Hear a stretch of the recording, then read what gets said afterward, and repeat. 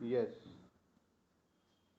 इसमें कोई संदेह नहीं कि संघर्ष मनुष्य की प्रकृति रही है और उसकी इसी विशेषता के बूते तमाम मुश्किलों से लड़ते और पार पाते हुए दुनिया यहाँ तक पहुँच सकी है। विराम।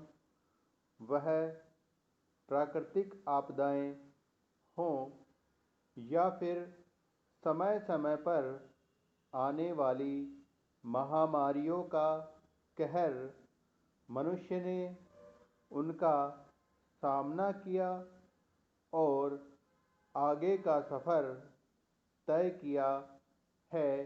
विराम। पिछले साल कोरोना को जब वैश्विक महामारी घोषित किया गया था, तभी से समूची दुनिया को किन हालात का सामना करना पड़ा है, यह सब जानते हैं। विराम।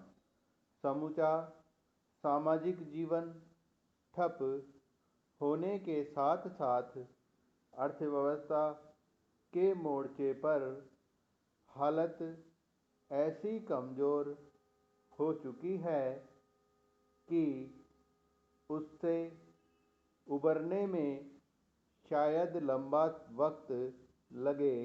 विराम। पिछले कुछ महीनों से इस महामारी का जोर कमज़ोर होने के साथ साथ पूर्णबंदी में क्रमशः ढील दी जा रही है और आम जनजीवन की गतिविधियां फिर से सामान्य होने के क्रम में हैं। विराम। इसी संदर्भ में पिछले कुछ समय से सरकार से लेकर आम लोगों के बीच अलग अलग स्तरों पर इस बात पर चिंता जाहिर की जा रही थी कि पूर्णबंदी की वजह से बंद हुए स्कूल कब खुलेंगे। विराम। महामारी और संक्रमण की गंभीर स्थिति के मद्देनज़र निश्चित तौर पर स्कूलों को खोलना एक बड़ी चुनौती रही,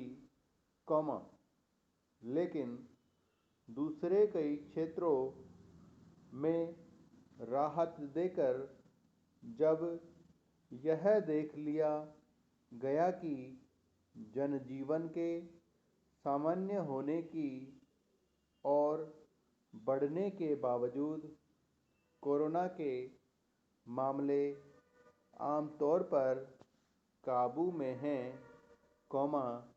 तब इस मसले पर भी राय बनने लगी। विराम।